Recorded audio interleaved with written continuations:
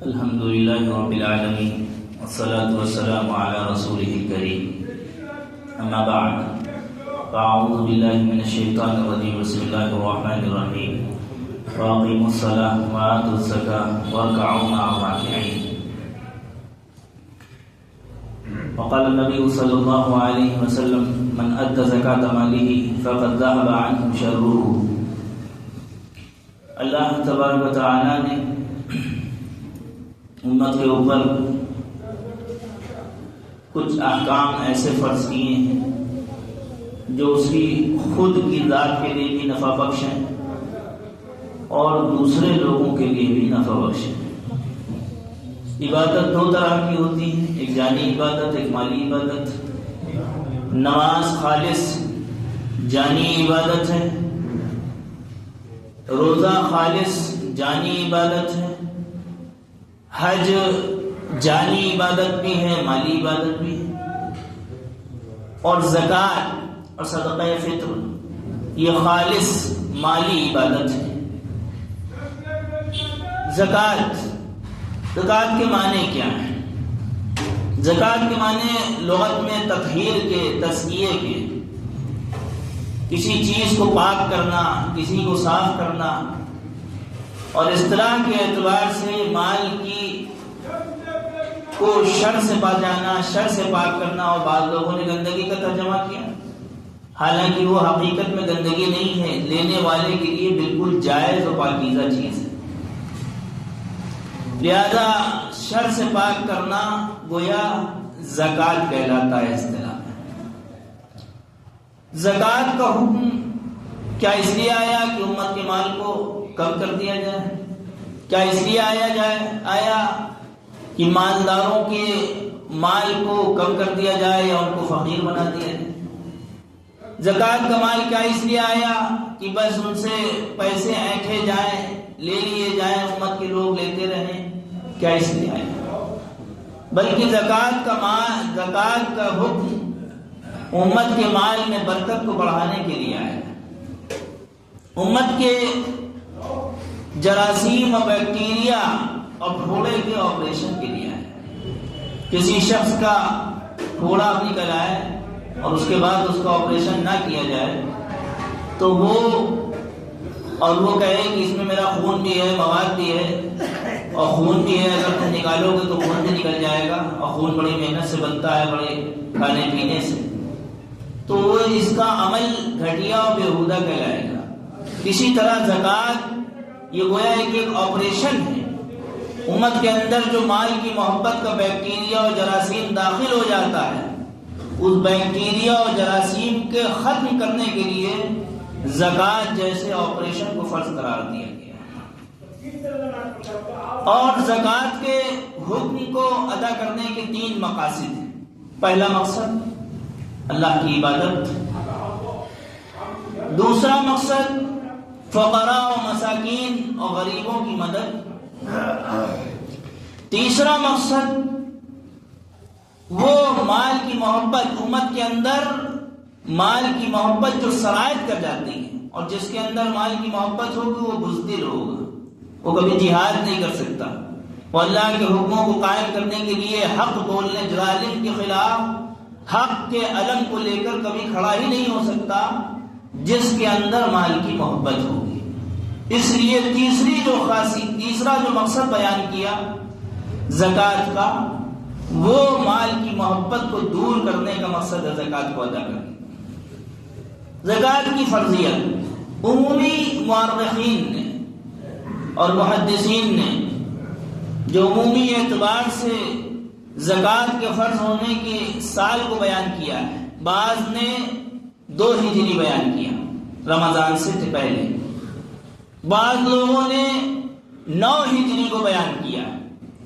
لیکن صحیح اور راجح قول کے مطابق زکوٰۃ کا حکم 5 نبوی کو فرض ہوا تھا، لازم امت کے اوپر. وہ بات الگ ہے، اس کی تعمیل کا جو حکم فرضیت کا تھا وہ 9 ہجری میں پیش ہے. اب اس کی دلیل یہ ہے کہ حضرت جعفر رضی اللہ عنہ نے 5 نبوی یعنی اللہ کے رسول صلی اللہ علیہ وسلم کی عمر اس وقت 45 سال کی عمر تھی، اور نبوی کہلاتا ہے نبوت کے 5ویں سال، 40ویں سال میں آپ کو نبوت ملی، 45ویں سال میں 5 نبوی میں حضرت جعفر نے جب حبشہ کی جانب ہجرت کی ہے تو نجاشی کے دربار میں یہ لفظ استعمال کیے ہیں جب اس نے پوچھا کہ وہ نبی کیسے ہیں جو آپ تم کو کیا کیا حکم دیتے ہیں، تو تمام تفصیل خطبہ ہے حضرت جعفر کا پورا طویل، اس نے یہ الفاظ استعمال کیے ہیں یأمرنا بالصلاۃ والزکاۃ، وہ نبی ہم کو نماز کا بھی حکم کرتے ہیں اور زکوٰۃ کا بھی حکم کرتے ہیں۔ لہذا راجح قول کے مطابق زکوٰۃ یہ 5 نبوی میں اس کا حکم آیا، اور تعمیل، اس حکم کی تعمیل، اس کے نصاب، اس کا جو کیلکولیشن کا سسٹم ہے، اسلامی شریعت اور اسلامی کانسٹیٹیوشن جو اس سے تعلق رکھتا ہے، اس کی تعمیل 9 ہجری میں راجح قول کے مطابق ہوئی۔ زکوٰۃ فضیلت ہے اس کی کہ من ادى زکوٰۃ ماله ذهب عنه شره، اور قرآن میں بھی اس کا تذکرہ زیادہ تر مورخین نے لکھا ہے، کتاب مفسرین نے بیان کیا ہے کہ 32 مقامات قرآن میں ایسے ہیں، 32 جگہیں جہاں پہ زکوٰۃ کے لفظ کے ساتھ زکوٰۃ کا استعمال ہوا ہے، واضح کھلی ہوئی دلیل کے ساتھ زکوٰۃ کا لفظ استعمال کیا گیا 32 جگہوں پر، اور 15 جگہیں قرآن پاک میں ایسی ہیں جہاں پہ صدقے کا لفظ استعمال کیا، اور صدقے میں صدقات نافلہ بھی ہے اور زکوٰۃ بھی اس کو شامل ہے۔ لہذا زکوٰۃ اسلامی شریعت کا ایک ایسا اہم حکم ہے جس کے بارے میں حضرت صدیق اکبر رضی اللہ عنہ نے اپنے زمانے میں کہا، واللہ لاقاتلن من فرق بین الصلاۃ والزکاۃ، کہ میں ان لوگوں سے جنگ کروں گا جو نماز اور زکوٰۃ کے درمیان تفریق کرتے ہیں، فرق کرتے ہیں۔ کیوں؟ کیونکہ جس طرح نماز کی فرضیت کا حکم ہے اسی طرح زکوٰۃ کی فرضیت کا بھی حکم ہے، یہاں تک کہ اللہ کے رسول صلی اللہ علیہ وسلم کی روایت ہے، من لم یزکی فلا صلاۃ لہ، کہ جس نے زکوٰۃ ادا نہیں کی گویا کہ اس کی نماز بھی صحیح طور سے ادا نہیں ہوئی، قبولیت کا حق نہیں رکھتی۔ وہ بات الگ ہے، محدثین نے اس کی تعویل اور تشریح کی اپنی جگہ پہ۔ اور زکوٰۃ مال کی حفاظت کا ذریعہ ہے، حضور اکرم صلی اللہ علیہ وسلم نے فرمایا، حسنوا، بیٹا بیٹھ جاؤ، ٹھیک ہے بیٹھ جاؤ یا تو پیچھے چلے جاؤ، وَحَسِّنُوا أَمْوَالَكُمْ بِالزَّكَاةِ وَدَاوُوا مَرْضَاكُمْ بِالصَّدَقَةِ، اپنے اموال کو تم زکوٰۃ کے ذریعے مضبوط کرو، محفوظ کرو، وَدَاوُوا مَرْضَاكُمْ بِالصَّدَقَةِ، اور اپنے بیماروں کا جو علاج ہے وہ تم صدقے کے ذریعے کرو، وَاسْتَقْبِلُوا أَمْوَاجَ الْبَلَاءِ بِالدُّعَاءِ وَالتَّضَرُّعِ، اور تم دعا اور اللہ کے آگے گر گرانے کے ذریعے سے جو آزمائش آ جائے، حالات آ جائیں تمہارے اوپر، تم اس کا استقبال کرو۔ لہذا زکوٰۃ یہ مال کو بڑھانے کی صورت ہے، مال میں برکت پیدا کرنے کی صورت ہے، اور جو مال حرام ہے، ناجائز مال، لوگ زکوٰۃ کے مال کو روک کے آج کے دور میں، موجودہ دور میں ایک بڑی تعداد بغیر کیلکولیشن، بغیر حساب کے، اور ایک تو ایسی تعداد ہے جو خود مفتی اعظم بنی ہوئی ہے کہ ہمارے مال میں زکوٰۃ نہیں ادا ہوگی جب تک ہم خود محسوس نہیں کر لیں گے۔ خود مفتی اعظم خود اپنے آپ سے مسئلے یوٹیوب اور تمام گوگل سسٹم سے نکال کے مسئلے نکال لینا، اور تمام قسم کے یہودی عالموں کے بیان سن لینا، یہودی صاف لفظوں میں، کیونکہ سینکڑوں یہودی ان سوشل میڈیا پہ بیٹھے ہیں جن کو آپ پہچان نہیں سکتے، اور آپ سوچیں گے بہت اچھا مسئلہ بیان کرنا، بہت بہتر ہے، بہت ہمارے کام کا ہے، اپنے مطلب کا پیش آیا تو فوراً قبول کر لیا، اور جہاں مخالف پیش آیا، کڑوی دوا ہوئی تو پھر اس کو قبول نہیں کیا۔ تو ایسے مرض اور بیماری کبھی ٹھیک نہیں ہو سکتی۔ اسی طرح حرام مال کی مثال سویلنگ اور سوجن کی ہے۔ کوئی سوچے ہم مال کو روک لیں گے بچا رہ جائے گا، زکوٰۃ نہیں دیں گے محفوظ رہے گا، کوئی سوچے کہ حرام مال سے ہم مال کماتے رہیں گے بڑھتا رہے گا، چاہے وہ سٹہ ہو، بیاج ہو، IPL سسٹم ہو، T20 ورلڈ کپ ہو، ان تمام قسم میں جو حرام کے سٹے بازیاں ہو رہی ہیں، وہ سوچ رہا ہے کہ مال ہمارا بڑھ رہا ہے۔ اس کی مثال سویلنگ اور سوجن کی سی ہے کہ کسی آدمی کو سوجن کی بیماری، سویلنگ کی بیماری ہو جائے اور لوگ سوچ رہے ہیں بڑا طاقتور، اس کا بدن تو بڑا پھول رہا ہے، بڑا اس کا بدن پھیل رہا ہے، لگ رہا ہے یہ طاقتور ہے۔ وہ کھڑے ہونے کے، خود اپنے پیروں پہ کھڑے ہونے کے قابل نہیں ہے، وہ طاقتور کیا ہوگا؟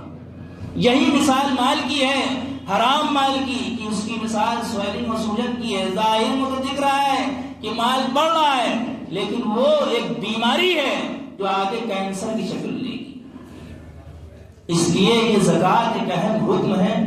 اللہ کے رسول صلی اللہ علیہ وسلم نے فرمایا بھی کہ جو شخص اپنے مال کی زکوٰۃ ادا نہ کرے تو وہ مال اس کا گنجا سانپ بن کر آئے گا۔ گنجا سانپ کیوں کہا؟ جو زہریلا، بہت زیادہ زہریلا سانپ ہوتا ہے، اس کے جو سر کا حصہ ہے وہ خالی ہو جایا کرتا ہے، اور اس کے دونوں آنکھوں کے اوپر 2 نقطے ہوں گے۔ یہ زہریلا ہونے کی علامت و نشانی ہے بہت زیادہ۔ وہ اس کی گردن سے نپٹ جائے گا اور اس کو بے انتہا ڈسے گا، انا مالکا انا کنزکا، میں تیرا مال ہوں، میں تیرا خزانہ ہوں۔ اسی طرح دوسری روایت میں ملتا ہے کہ جو شخص اپنے مال کی زکوٰۃ ادا نہ کرے، اس کے سونے اور چاندی جو بھی جمع کیے ہوئے مال، اس کو پتلے بنایا جائے گا، تپایا جائے گا جہنم کی آگ میں۔ جیسے لوہے کے پتلے بنائے جائیں اور اس کو آگ میں تپا کے چپکا دیا جائے تو کتنی تکلیف ہوتی ہے۔ جہنم کی آگ میں اس کو تپایا جائے گا، اور تپانے کے بعد اس کے جسم کو اس سے داغ دیا جائے گا۔ اس لیے لیٹسٹ زمانے میں، اس زمانے میں بڑی تعداد مالداروں کی بھی، وہ اپنے مال کا کوئی کیلکولیشن نہیں کرتی، اندازے اور اٹکل سے زکوٰۃ نکالتی۔ ایک بڑی تعداد مڈل کلاس لوگوں کی، درمیانی لوگوں کی، درمیانی طبقہ جو سونے چاندی کی کچھ نہ کچھ ملکیت رکھتا ہے، وہ بھی مفتی بنا ہے۔ اب وہ سوچ رہا ہے جب تک 52.5 تولہ چاندی اور 7.5 تولہ سونا نہ ہو جائے ہمارے اوپر زکوٰۃ نہیں لگی۔ وہ مفتی کے پاس، مولانا کے پاس، عالم کے پاس اس ڈر سے نہیں آ رہا ہے کہ کہیں فرض نہ ہو جائے، کہیں یہ کہنا دے کہ فرض نہ ہو جائے۔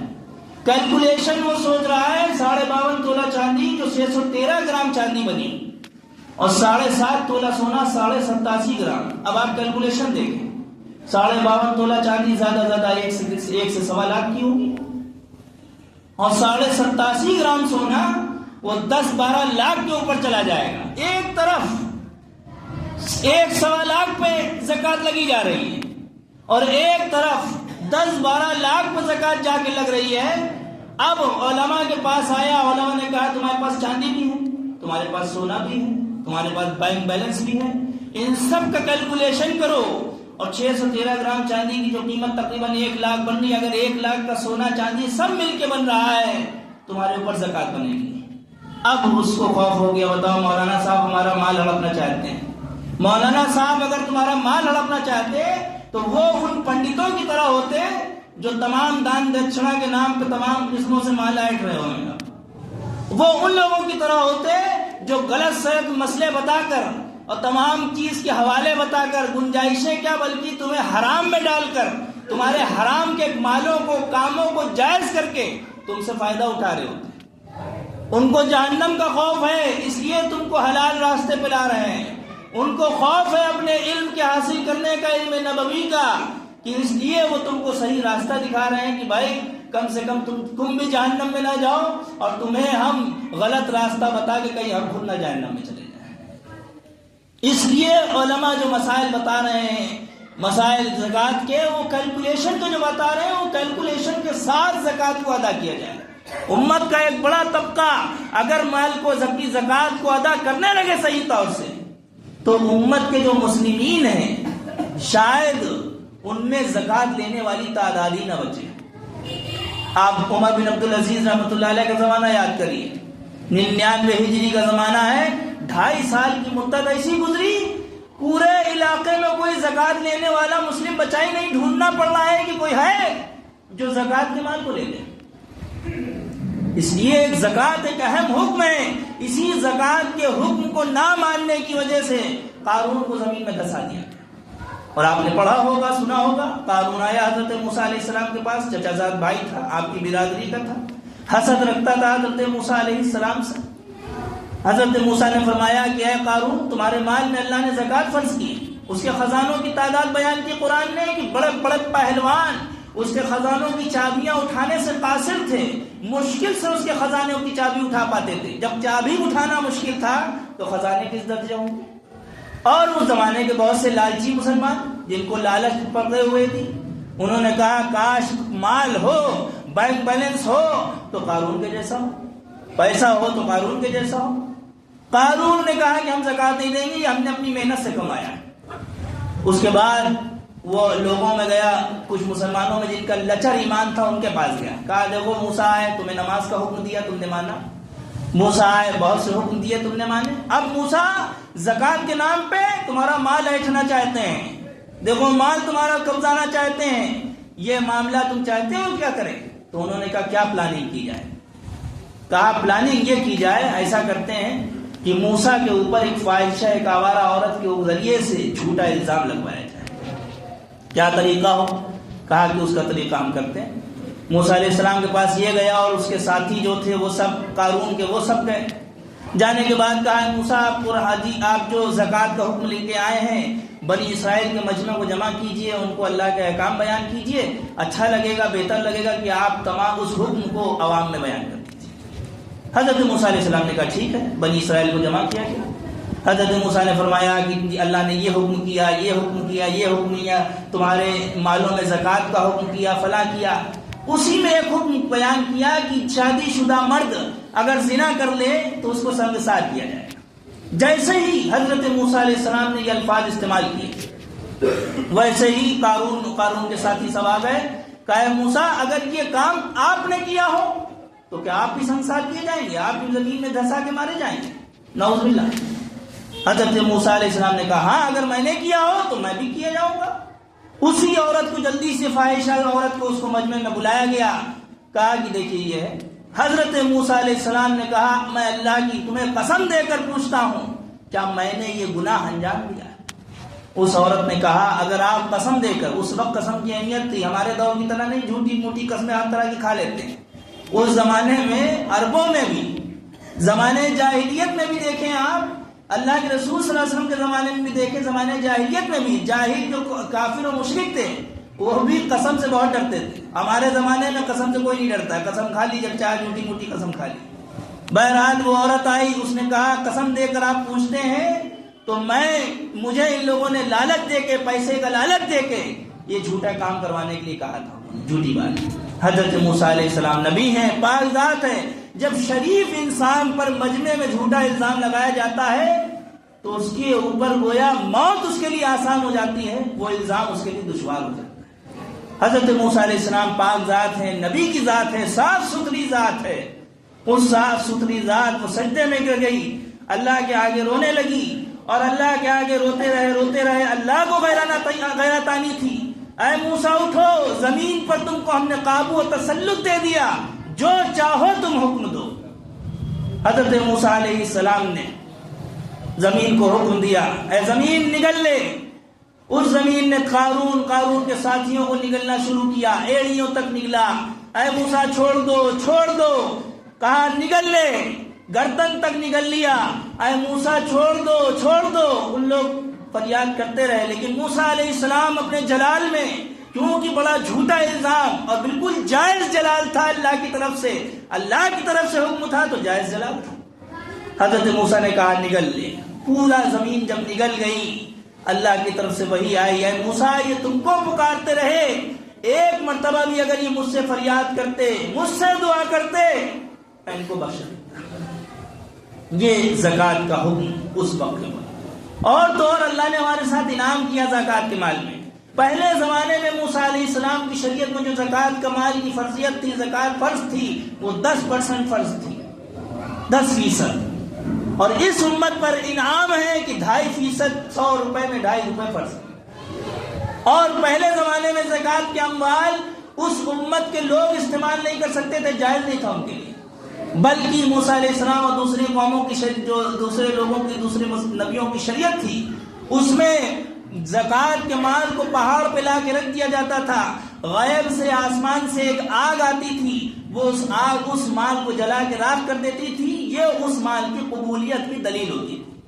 اس امت کو اللہ نے انعام دیا کہ مالدار اپنی زکات نکالیں اور اس کے ذریعے سے فقراء، مساکین، غریب رشتہ دار اور اگر مدرسے کی بھی جو محتاج اور ضرورت مند ہیں وہ اس سے فائدہ اٹھائیں، اس کے ذریعے سے استفادہ کریں. اور ان کے حق میں وہ نجس نہیں ہے بلکہ ان کے حق میں پاک صاف مال ہے، کیونکہ وہ اس کے مستحق ہیں. اس لیے زکات کے جو مصارف ہیں، خرچ کرنے کی جو جگہ ہیں، سب سے اول درجہ زکات کے ادا کرنے میں اپنے رشتہ داروں کا ہے. اس میں ایک تو اگر وہ مستحق ہیں، ایک تو آپ کو صدقہ زکات کے ادا کرنے کا ثواب مل رہا ہے، دوسرا آپ کو جو ثواب مل رہا ہے رشتہ داری کو ادا کرنے کا ثواب مل رہا ہے. لہذا اس موقع پر رمضان جیسے مبارک مہینے میں بھی اگر کوئی بیچارہ ہمارا کوئی غریب رشتہ دار ہے، مستحق ہے، اور ہاں زکات دیتے وقت زکات کہنا بھی ضروری نہیں ہے بلکہ نیت میں کرنا ہے. ہاں اس کی تحقیق ضروری ہے کہ اس کے پاس 613 گرام چاندی کے بقدر پیسہ، مال، چاندی، سونا، زمین جائیداد کچھ ہے کہ نہیں ہے، یہ تحقیق ضروری ہے. لہذا سب سے پہلا رشتہ دار. دوسرا یہ ہے کہ جو فقراء ہیں اور مدارس.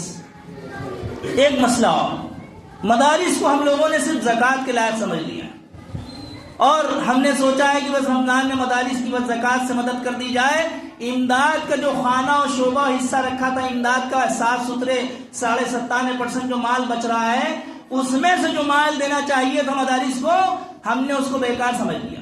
جبکہ زمانے نبوی میں جائیں، دور صدیقی، دور فاروقی، بعد کے ادوار میں جائیں، ان سب دور میں، ان سب زمانوں میں صرف زکات سے مدارس کی مدد نہیں کی گئی ہے. زکات تو فقراء کے لیے ہوتی تھی اس زمانے میں، بلکہ امداد اور بیت المال اور مسلمانوں کے جو صاف ستھرے 97.5% والا جو مال ہوتا تھا اس سے مدارس کی کفالت ہوتی تھی، اماموں کی کفالت ہوتی تھی، مدارس کے معلمین اور مدرسین کی کفالت ہوتی تھی.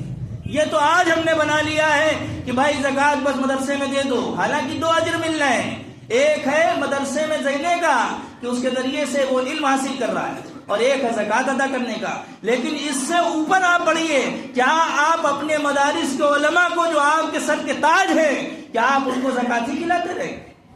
کیا آپ ان کو زکات ہی دیتے رہیں گے؟ بلکہ جو سر کا تاج ہوتا ہے اس کو سب سے اعلیٰ و عرفہ و بلند غذا کھلائی جاتی ہے. آپ کے گھر میں سب سے آپ بہترین اعلیٰ قسم کا مہمان آئے تو آپ گھر کی بچی ہوئی دال نہیں کھلائیں گے بلکہ آپ اس کے لیے عمدہ اور لذیذ کھانا کھلائیں گے. کیوں؟ کیونکہ آپ اس کا عزت اکرام کر رہے ہیں. اور کوئی بیچارہ ایسے ہی آ گیا معمولی حقیر فقیر، آپ نے گھر کا بچا ہوا کھانا اٹھا کے دے دیا.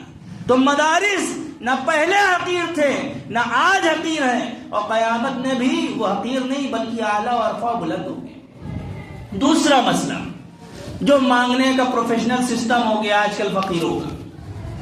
پہلے جب اور فقیر مانگنے کی جائز کی حد کیا ہے؟ جس کے پاس ایک دن کی کھانے کی روزی ہو، پہننے کے لیے کپڑا ہو، اس کے لیے جائز نہیں ہے کہ مسجد کے باہر بیٹھ کے سوال کرے، مانگتا پھرے.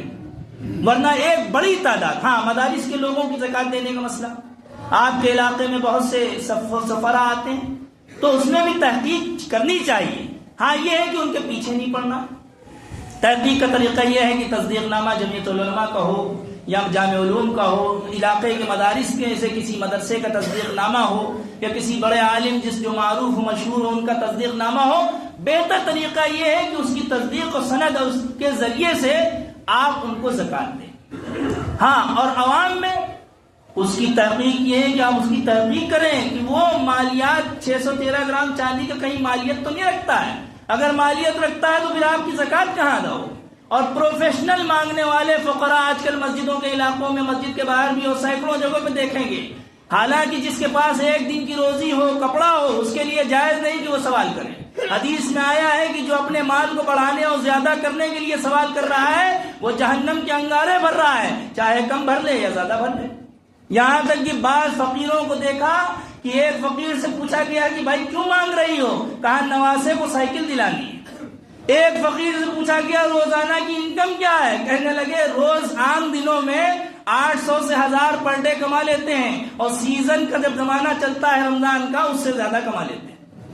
یہ حالت ہے امت کے فقراء کی. اس لیے ہمارا مال کس کو دیا جا رہا ہے یہ بھی دیکھیں کہ ہر فقیر کو 5-5 10-10 روپے بانٹ دیے اور تمام زکوٰۃ کا مال بھی دے دیا۔ سب سے افضل آپ علاقے میں اٹھائے نظریں، کوئی دوا سے معذور ہے، کوئی کینسر سے گرست ہے، کوئی تمام دما کا مریض ہے، کوئی کسی چیز سے پریشان ہے، آپ اس کی پریشانی میں اس کے مستحق ہونے پہ اس کی دوا کا علاج کر دیں، دوا کی مدد کر دیں، زکوٰۃ کا ثواب بھی مل رہا ہے، اس کی ہمدردی اور غمخواری کا بھی ثواب مل رہا ہے۔ اس لیے اللہ تعالیٰ ہم سب کو عمل کی توفیق دے، زکوٰۃ کو کیلکولیشن کے ساتھ ادا کرنے اور زکوٰۃ کے ذریعے سے جو مستحق ہیں ان کو، مستحقین کو اس کی ادائیگی کو کرنے کی توفیق عطا فرمائے۔ وآخر دعوانا الحمدللہ۔